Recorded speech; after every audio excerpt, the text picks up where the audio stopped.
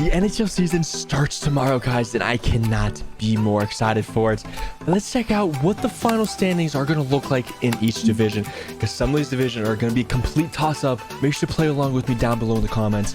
Who do you think is going to win each division? Where's your team going to finish on the season? Let's do this, baby. What are the standings going to look like at the end of the season? All right, guys, here we go. Let's start off with the Metropolitan Division here. I'm going to try to go as quick as possible. Let's do this, baby. The games start tomorrow. Let's go Penguins. Okay. Metropolitan Division, very good division in this NHL. Let's see who's going to win it, guys. I feel like it's pretty obvious. Let's start with number 8 here, guys.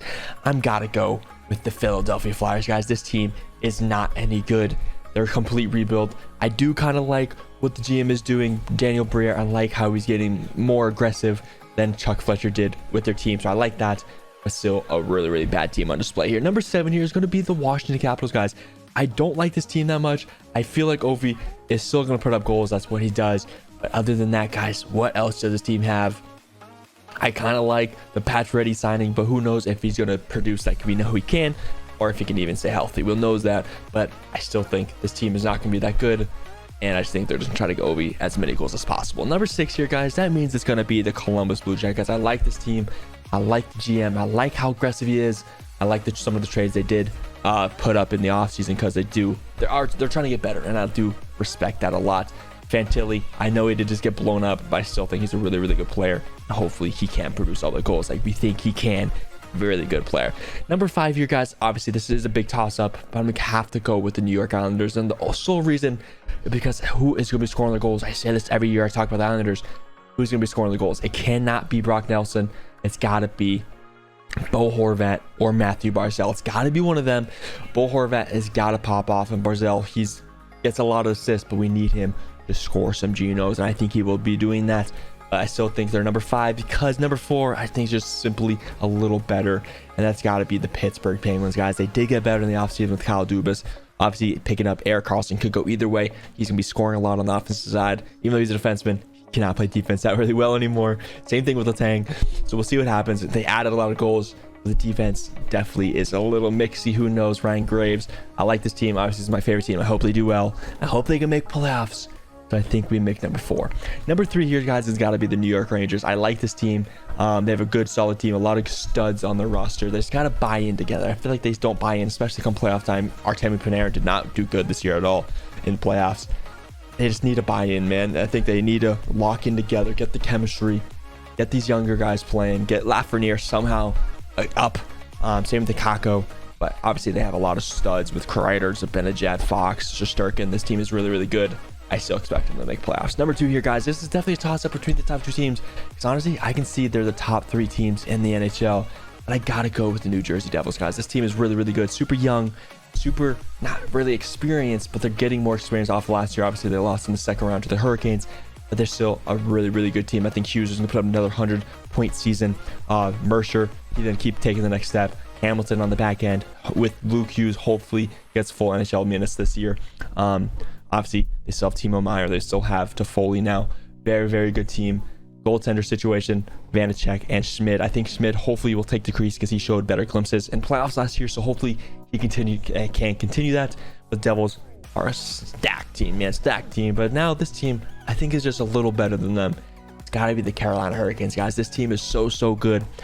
They have a lot of veterans on their team. They have the experience. They need the goal scorer. That is the one big thing with this team is, can they get the goal scoring later on in the playoffs? Last year, it obviously did not work out for them in the playoffs, but they're getting closer and closer. I expect this team to be really good, and I think that's just how it's going to work out, man. They have Anderson and net. Hopefully they can keep doing that. Their defense is even more stacked from last year somehow. So this team is really good. That is the Metropolitan Division right there. All right, guys, let's go to the Atlantic Division, guys. This one is a very exciting division this year. Let's start off with number 8. We all know this team is very bad. One of hockey's favorite teams, the Montreal Canadiens, guys. This team is really bad. Once again, who do they really have? I know Suzuki's really good. Caulfield's really good. If Caulfield can stay healthy, he's very fun to watch. But other than that, guys, I don't like Slavkovsky. I don't think he's gonna be that good, even though he did say he's gonna be really good this year, but who really knows about that? But I don't really think Slavkovsky should have been a first overall pick, being honest with you. Could be whatever, don't be mad at me, whatever. 8, they're not a great team. Number 7 here, which is very honestly disappointing. This team is really, really good on paper, and they have a lot of good players, and I like kind of what they did in the offseason, but number 7 is just gonna have to be what it is. It's gotta be the Red Wings, man. They got to bring it, they got better in the offseason, but just the teams above them got better as well. I just like the rosters a little bit more. This team is still really, really good, really young still. This team is going to show up, but this division is just completely stacked 1 through 7. So I think that's just where the Red Wings fit, which is very, very unfortunate because they are a really, really good hockey team. Number 6 here, guys, same thing as the Red Wings. They're a really good team. The Ottawa Senators, man, they could definitely be up 3 and 4 in different divisions, man. They could even be number 2 in different divisions. But as of now, in this stacked division, they gotta go number 6. Obviously, I could be completely wrong because last year we thought this as well, and they obviously did not produce, but maybe this year is completely different. They have a goaltender, Korpisalo. Can he produce like he did in LA last year? Who knows? They need the defense in front of him to be really, really stellar, and they do have those guys. They have Chikrin, they have Shabbat. This team is very, very good up front as well. Let's see if they can get some chemistry going and play good in front of Korpisalo, then this team might be able to jump up. As of now, I gotta put that number 6. That means number 5, guys, is gonna be the Buffalo Sabres. This team is so good as well. Super young, showed a lot of promise last year. Devin Levi is probably their starter. Ukko-Pekka Luukkonen as well, gonna be fighting for that starting position. That is the one probably downfall, I think, for this team. Obviously, it's not a downfall because these goalies are gonna be really, really good. But as of now, they're not like dead start. They're not perfect starters right now. So it is kind of worrying. But they have Tage Thompson, guys. They have Dahlin, who just signed an $11 million contract. So he's there long term. So hopefully he can keep his play to where he is and didn't just do that for the contract. Who knows? But Sabres are obviously a really, really good team. Number 4 here, guys, is going to be the Tampa Bay Lightning. This is very, very tough to rank this division, guys, because who knows how the Lightning are really going to do, because Vasilevsky's gone for, 2 months, so they could bring him down. So I wouldn't be surprised the first 2 months the Lightning are maybe down to 6 or 7 right now. But then when Vasilevsky comes back, and they always start blooming late, I would not be surprised if the Lightning make a late run, just like the Panthers did last year, and sneak into the playoffs and go on a run, because that's just what the Lightning does, guys. Number 3 here, guys, is going to have to be the Boston Bruins. This team obviously broke a lot of records last year, but they did get significantly worse in the offseason. Obviously, they lost Bergeron, and they lost a couple of their other players. They lost Bertuzzi. Even with all the people they've lost, I still think they have a really good roster. Is it going to be breaking records? Definitely not. They'll definitely make playoffs. Honestly, I wouldn't say definitely make playoffs, because once again, if they start slow and don't pick it up towards the end of the season, they could definitely be looking outside of the playoffs, and that could be very, very dangerous, because this playoff run in the Atlantic is going to be absolutely tight. So I'm going to say Bruins right now is 3, but I could definitely see them missing the playoffs somehow, which would be absolutely crazy. But right now, I'm going to stick them at number 3. Number 2 here, guys, is going to be the Florida Panthers, and the sole reason I'm doing this is because I think Bobrovsky is going to have a very, very good season like he did in the playoffs last year. I think he's going to continue that and make the playoffs for the Panthers. I just think Kachuk, he's going to be coming back healthy game 1, so hopefully he can keep producing like he does. I think Ekblad won't be starting the season, but I think either way, this team is really, really good, and it all comes from Bobrovsky. So if Bobrovsky's hot and he plays consistent, this team is 100% making playoffs and maybe go on another run. This means number 1 is going to be the Toronto Maple Leafs, guys. I feel like this was expected. This team is really, really good. Obviously, defensively wise, it did get worse in the offseason, but now their forwards are even better, which is crazy. They got Domi, they got Bertuzzi. Obviously, still have Samsonov in net, so who knows about him? But he played pretty well last year, and maybe they can do that again. But obviously, you got to bet on Matthews to put up 60 this year. Last year, did not do that. This year is definitely putting up 60. Marner's going to be really good. Nylander, Tavares, Morgan Riley in the back end. This team is really, really good. They got to be number 1. All right, guys, let's go to the Central Division here. Let's start off with number 8. This one is going to be very, very interesting. I think it is the worst division in hockey, but there might be a little question marks up here. Number 8 is going to have to be Chicago Blackhawks. I don't think Bedard is really going to make them move up the standings in his first year. Obviously, is really, really good. Did that really snipe of an empty net. I'm kidding. I'm sorry. I had to do it. Because NHL posted it about 100 times. But still, Bedard is really, really good, and he better not score a game 1 against the Penguins, or Bedard, I will be hating you forever. I'm kidding. But obviously, we all know Bedard is really, really good, but I still think the Chicago Blackhawks are not a good team right now. But I think number 8 is definitely a lock. Number 7 here, I'm going with the bold decision here. I'm going to say it's the St. Louis Blues. This team is pretty damn good, but I just don't think they have enough in them. Yes, they have a couple good players, but Binnington as your goalie is not a good goalie at all. And yes, you have some good forwards. Steven are pretty damn good as well.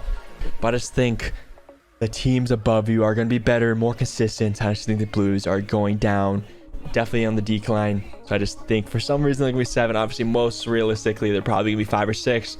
But as of now, I'm going to go bold and put them 7. Sorry, Blues fans. Number 6, I got to do this. Maybe it's a little biased. I'm going to put the Arizona Coyotes, guys.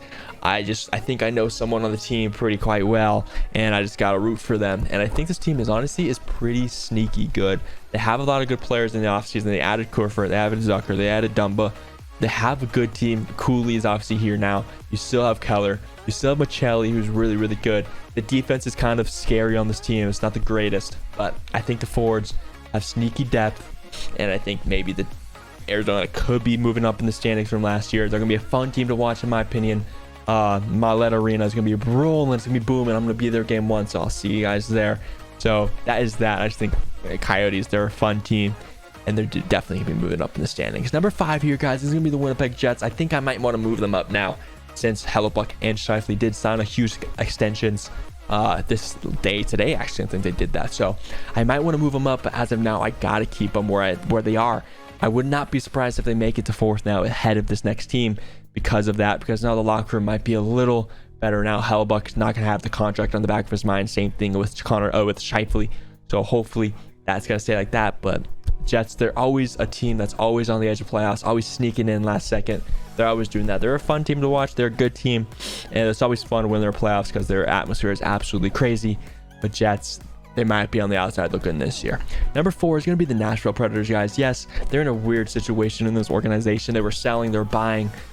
They have a good team, but the one bad thing about this team is the depth scoring is not there. The top 6 is solid. Other than that, the bottom 6 might be the worst in the NHL. Maybe I'm wrong. Predator fans, please let me know down below. I'm not trying to chirp you guys. I'm being honest with you. But I think what Cody Glass is with their line center, that is not good. He might even be in the top 6, which would not be good for you guys. But you guys have good defense. You have a really good goalie in Saros. You have a couple good forwards. So maybe you guys can do it. Ryan O'Reilly is definitely a big addition. So maybe he could make you guys to the playoffs. I do think you're a playoff team, but I think the depth scoring is going to be a big problem for you guys this year. Number 3, I don't like this team, man. I say it every time. The Minnesota Wild. I just think that for some reason, I just don't like the roster, man. Spurgeon is out for what I think they said week to week, so that is not good because you guys did lose Dumba as well. The forward core, man. Same thing with Nashville here. Who is the depth scorers on this team? Yes, you have Kaprizov. You have Joel Orkstanek, who's been really, really good. Zuccarello, maybe he can produce. You have Matt Boldy, who's really solid as well.